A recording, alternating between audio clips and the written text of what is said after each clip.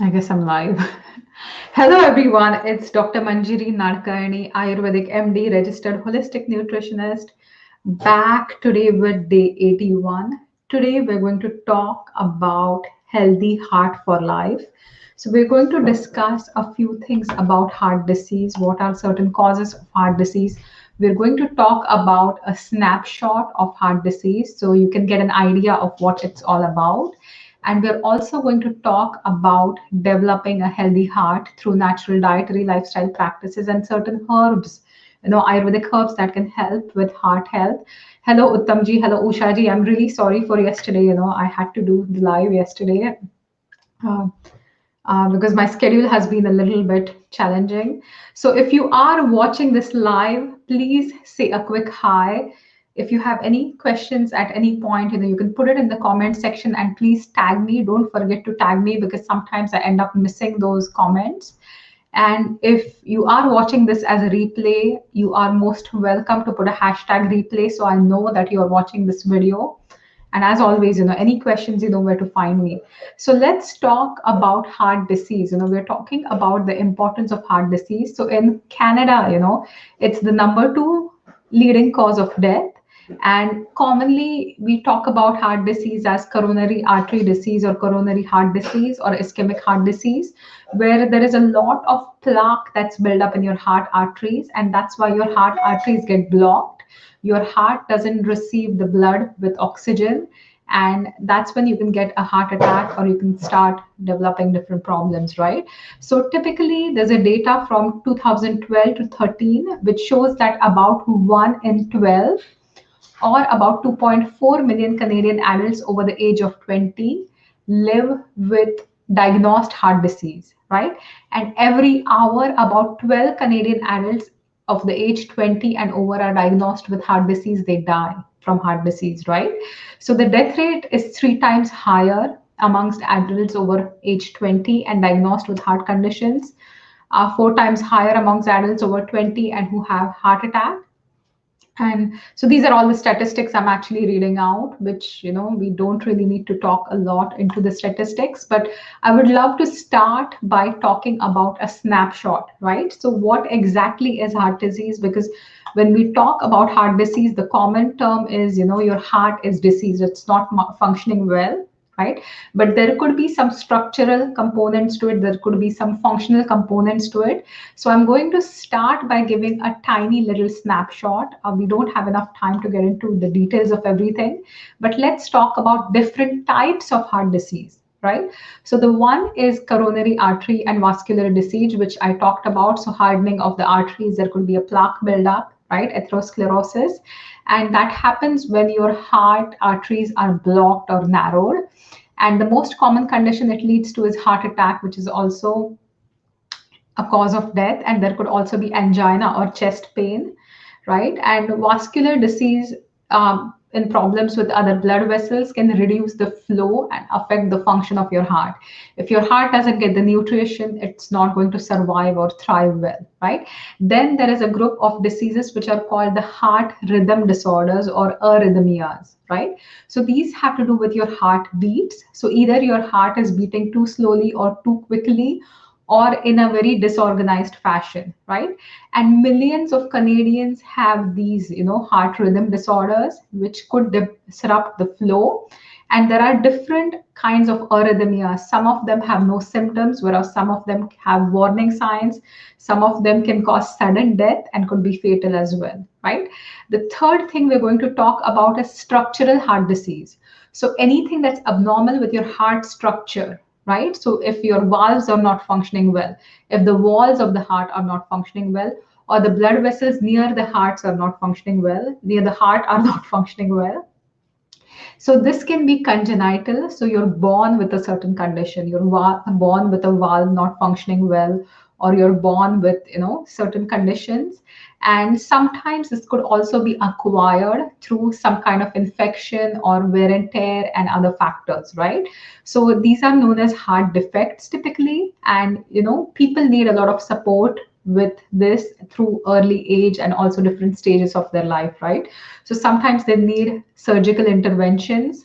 Sometimes they need ongoing medical care. So that's also important to understand. And the fourth category we're going to talk about is heart failure, right?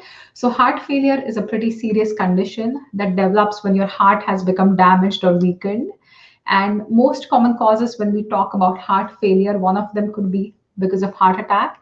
The other one is high blood pressure. So if your blood pressure is through the roof, it's going to put a lot of pressure on your heart, and typically your heart is going to suffer, right? And a lot of the times with heart failure, there is no specific cure, right? But you can go on lifestyle changes, you can go on medications and all that.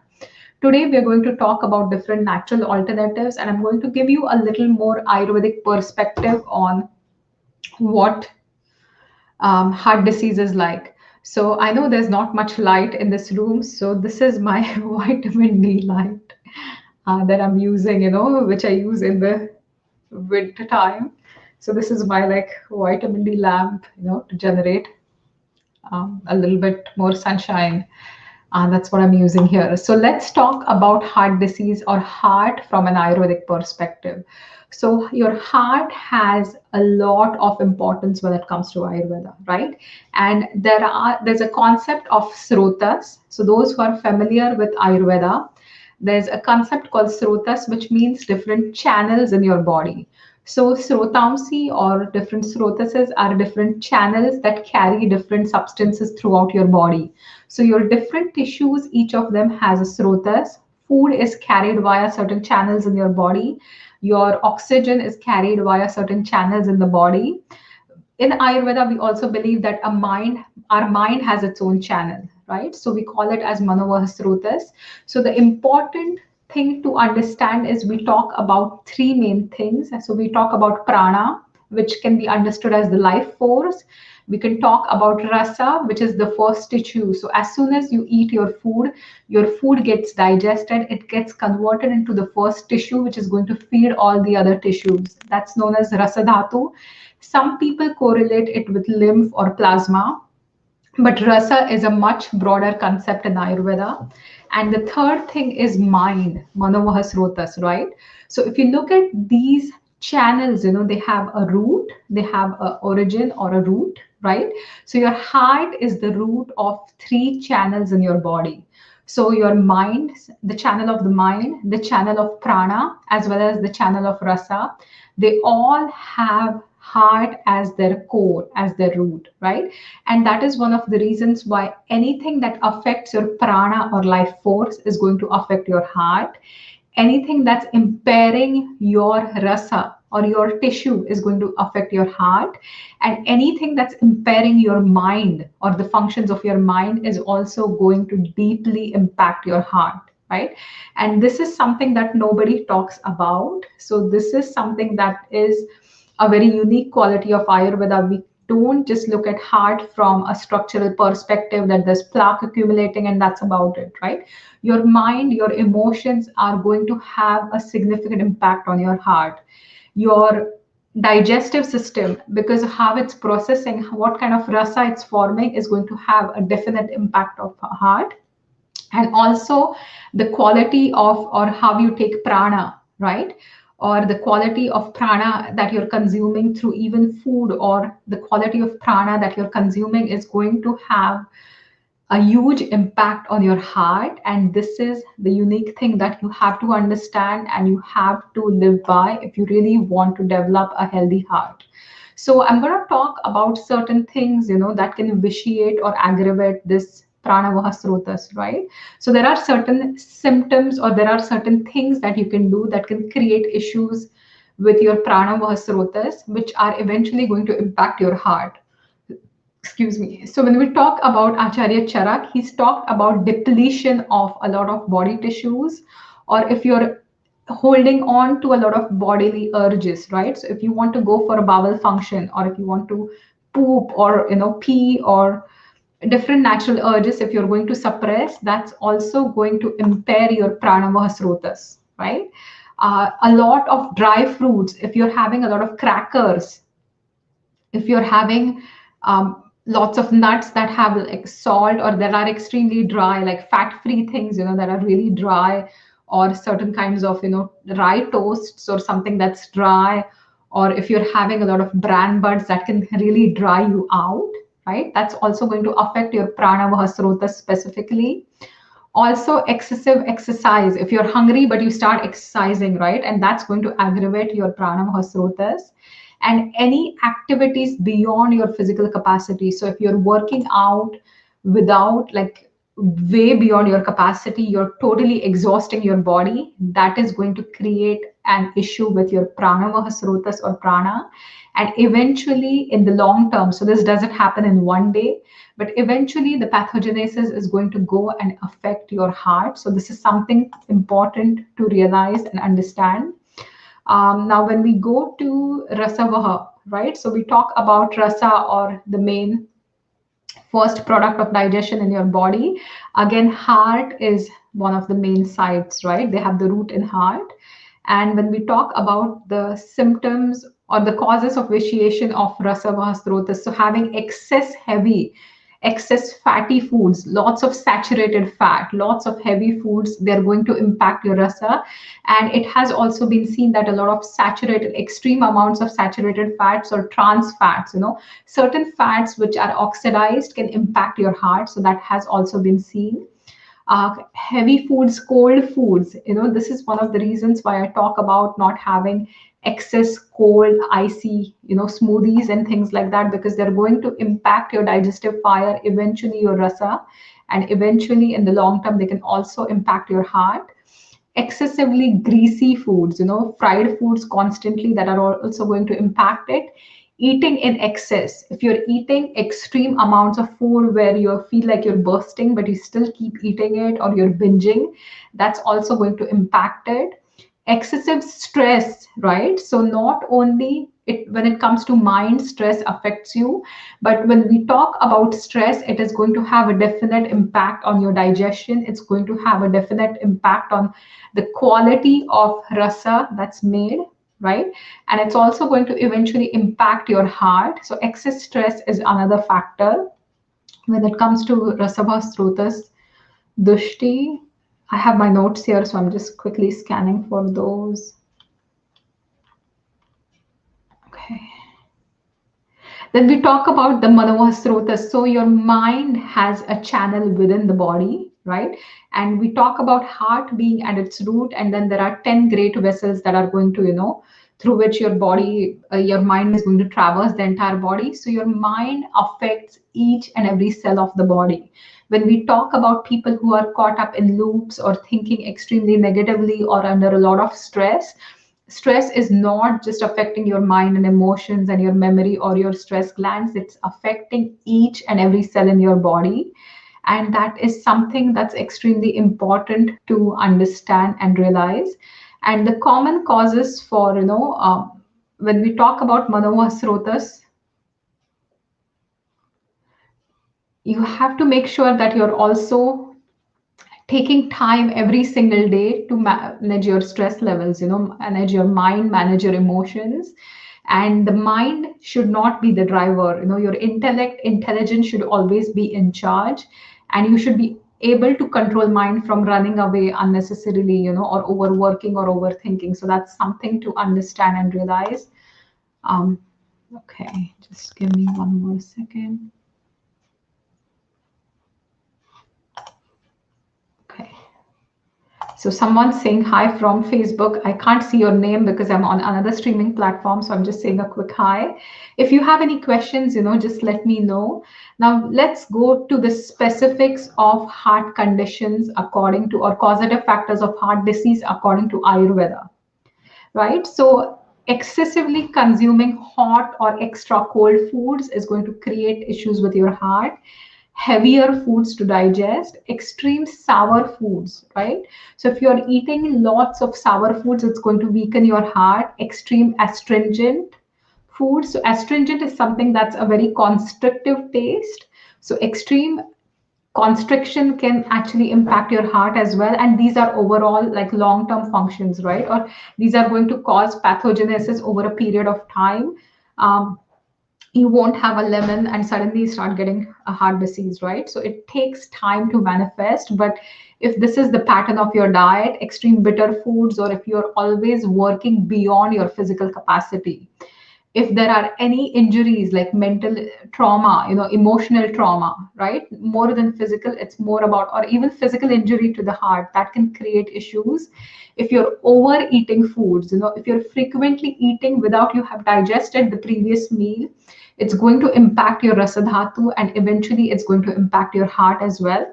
Excessive thinking, over anxiety, overthinking, excessive exercise we talked about, so over use of purgatives or excessively detoxifying, right? Overuse of enemas, over detoxifying, pulling all the nutrients out of your body without supervision of any medical practitioners is going to definitely impact your heart over time.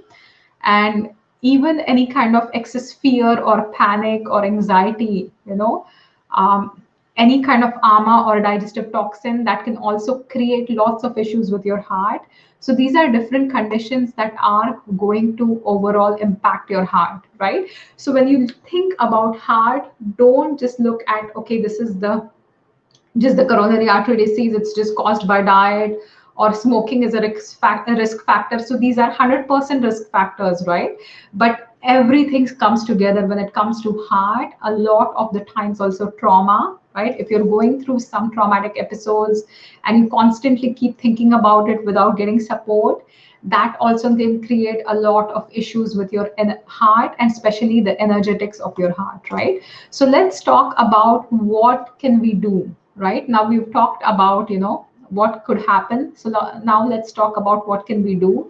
So typically diet is one thing that you can easily change, right? Diet is one thing that you can easily, implement. So one of the things is, excess trans fats, try to avoid those, right? So whether you're eating margarine because you think it's healthy, it's not a healthy fat, right? Oils are never found in solid state unless, there are specific ones like coconut oil can be solidified. But room temperature, most oils have to be liquid. So if they're passing hydrogen underneath, that could create trans fats as well. That could be harmful to your heart. So always, eat foods that are close to nature. Eat foods that have a lot of fiber, because they are going to detoxify your body, and any excess fatty buildup they're going to pull out from your body as well. So that's the number one thing. Try to eat as close to nature as possible, and try not to overeat. Try not to eat before you've digested the previous meal. So there has to be a minimum of 3 hour gap between your meals, right? Because it takes at least 3 hours for people to digest their meals. So don't eat every 2 hours or every 1 hour, and don't keep grazing, because it's not healthy for your heart in the long term, right? Or your health in the long term. So that's something you have to pay attention to. Um, Eating lots of fiber is extremely good. Eating lots of plant-based sterols, right? When we talk about omega-3s, flaxseed has good omega-3s, chia seed has good omega-3s, hemp seed is going to have good omega-3s, salmon is like the fattier fish. They all have good amounts of omega-3s, which also reduce your inflammation. When your inflammation in the body is reduced, your arteries are not going to get inflamed, and you're going to be overall healthy. Having protein at each meal is important for balancing blood sugar. When we talk about high blood sugar, when we talk about diabetes, that itself is a risk factor for your heart. So make sure you're balancing your meals by adding some amount of protein at each meal. Typically, palm size is the piece of your meat or fish that you need in your diet. You don't need tons of meat, you don't need tons of fish, right? You just need about palm size. And if you are a vegetarian, chickpeas, lentils, nuts, hemp seeds, quinoa is a high protein grain. There are different kinds of protein that you can easily incorporate in your diet on a daily basis. That's going to keep you balanced. That's going to keep your blood sugar balanced. And that also helps build your body up, right? So if your body goes through any kind of stressors, it's the protein that's going to help with the repair and recovery of your body. So the second one thing to do is eat protein at each meal. That's going to balance your blood sugar, right? The third thing is absolutely stop alcohol, right? So alcohol is the one thing that you need to stop if you have any kind of heart conditions.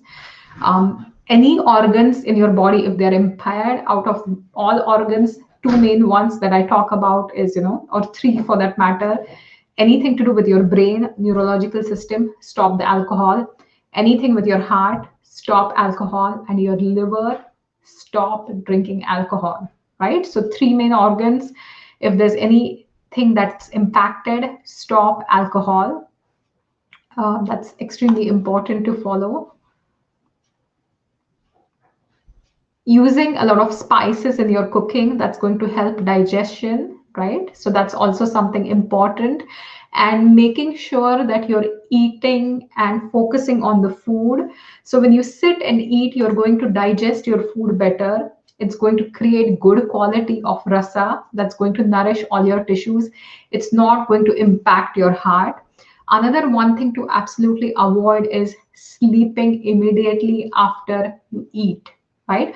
If you had a big meal, if you haven't digested it, and you sleep, and then that creates a lot of issues for your heart, and that could lead to chronic heart conditions later on, right? It puts a lot of pressure on your heart.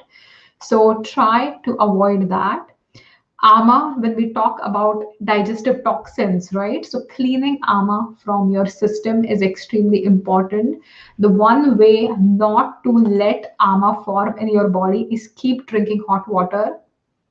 Observe your tongue every single morning. If you have a white coated tongue, after you scrape your tongue, you are having a lot of digestive toxins and you probably have AMA in your system. Keep drinking hot water, and you can also fast a little bit till you clear that AMA of your system, right? So this is also something to realize. Other factors that are extremely important when it comes to heart health is quit smoking, right? We talked about pranavaha srotas. We talked about how the root of pranavaha srotas is your heart. And if you are smoking, a pack or more or less, you're directly impacting your pranavaha srotas. You're also directly impacting your heart. So quit smoking. That's extremely important to do, right? Your blood pressure is another one of the most common factors, right? If you have high blood pressure, you could be prone to cardiac, issues. So stop, eating a lot of salt in your diet. Do not have too much salt, or do not eat too many fatty foods. That's something to control your blood pressure. Um, and activity, right? Having a lot of physical activity every single day. So in Ayurveda, as I mentioned yesterday, you have to work out every single day for 30 minutes. Go for a walk, go on your treadmill, go for a swim, whatever it is that you do, but 30 minutes every single day till the time your forehead starts sweating. That means you've had enough exercise, right? So you have to keep exercising till you notice some sweat here on your forehead, and that's when you know your body has warmed up enough and you have used enough of your strength, right? So this is something that's also important to always follow. Whether you sweat on your body or not doesn't matter, but forehead, look for those signs. And then the last thing again is stress, right? So when we talk about stress, when we talk about your mind, when we talk about your emotions, regular meditations, creating a routine in your life. If you're constantly running from one place to the other, chances are that you're not focused, you have a lot of vata aggravation, you're not eating well, or you're not sleeping well, and these all things add up and create vitiation in your body and also in your rasadhatu, right? So one of the main things that you have to realize is incorporate meditation into your routine. Create a strong routine. Your routine, if you have a rock solid routine, you are going to be extremely healthy because your body responds really well to routine. Your body knows it's the time to go to bed. Your body knows it's the time to wake up. It's the time to exercise. It's the time to eat. So you're not keeping your body, letting a lot of unpredictability ruin your body, right? So these are a few things you have to follow for heart health. And yeah, I spoke about omega 3s. There are different herbs in Ayurveda. I'm just going to talk about certain herbs. I'm not going to get too many into herbs because if you want to work with certain herbs, try to work with a doctor or an Ayurvedic practitioner who's really familiar with herbs, right? Any herbs, do not take them as over the counter supplements because they might actually interact with your medications.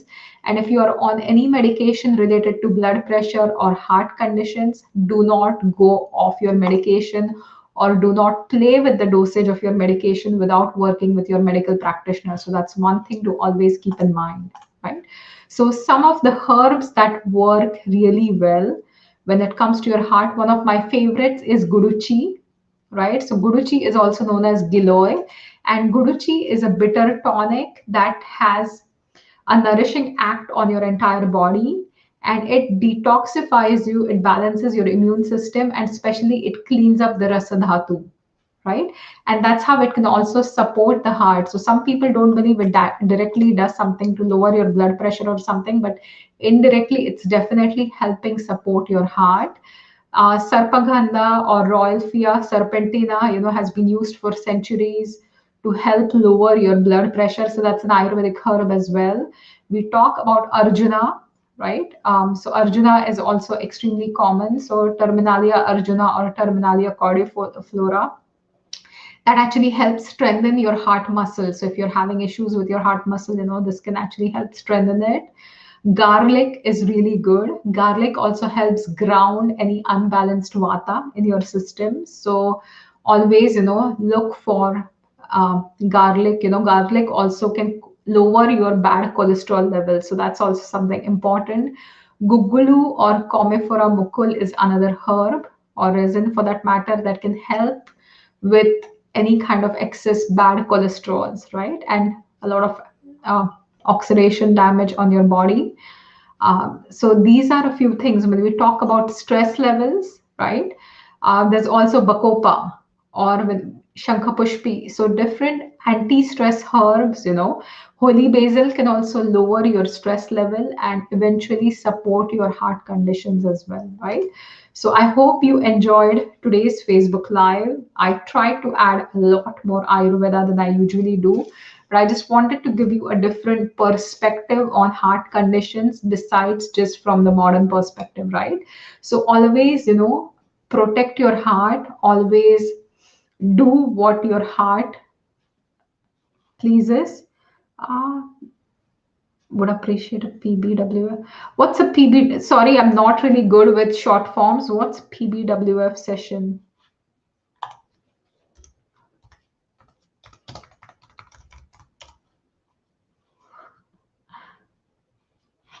If you can spell it out, I'm really not good with short forms. Uttamji.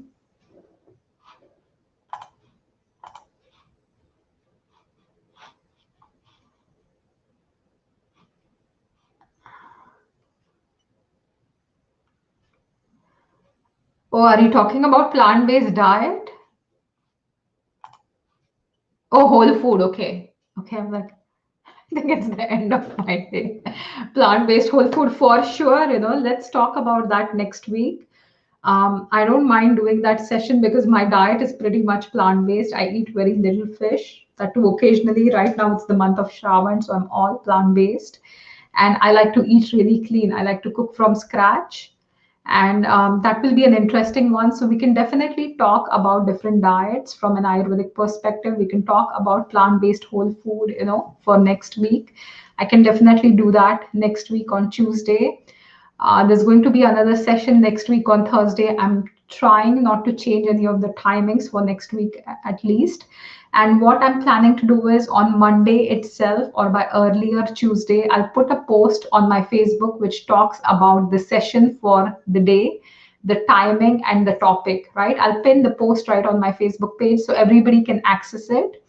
If you have any other requests, if you want me to talk about specific topics, or give you the Ayurvedic perspective of different topics, I'll be more than happy to do that, right? So we've covered quite a few things. We've talked about cholesterol, we've talked about triglycerides, we've talked about, healthy heart for life.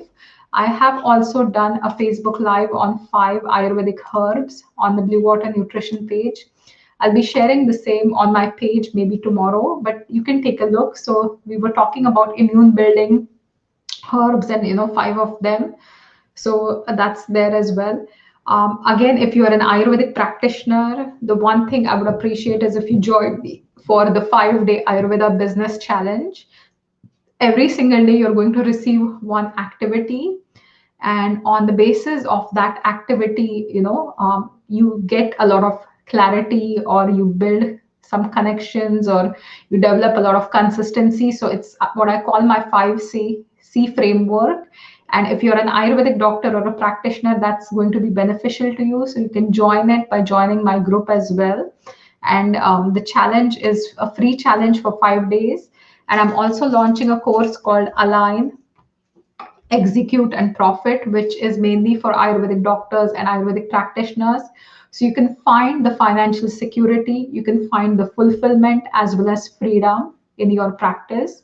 This Saturday on my in my Facebook group as well as on YouTube, and I'm also going to live stream it on my Facebook page. So I've decided to do it all 3 ways, so everybody can reach and interact.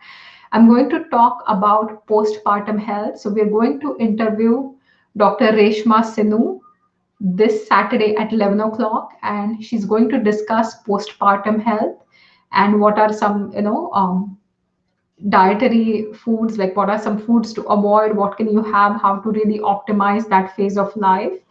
Uttamji, I'll make a note. I'll definitely talk about intermittent fasting. So on Tuesday, I can do one on plant-based whole food diet. Tuesday, I can do one on Thursday, I can do one on intermittent fasting. So those are the two topics for next week. Next week, there is not going to be any expert Saturday because Friday is Ganesh Chaturthi in Canada, which I'll be celebrating at my home. And there's Rishi Panchami, or the 5th day of the Bhadrapad, where we celebrate, all our sages and these amazing sages who've given us so much wisdom, right? They've shared Ayurveda with us. They've written lots of, books and really helped us heal and thought about every problem we're facing now, like 5,000 years ago, So everything's already set, everything is already done and delivered for us. All we have to do is learn about it and start implementing to our lives. So those are the 2 days of Ganesh Chaturthi and Rishi Panchami that I'm going to be invisible from Facebook completely. I might give you a glimpse of the celebrations for sure, so I can do that. So thanks for watching live. I will see you all next week, Tuesday, and this Saturday as well. This Saturday, 11 o'clock on the Facebook page, group, and YouTube. So everywhere, right? Thank you once again. Have a fantastic night, and bye for now.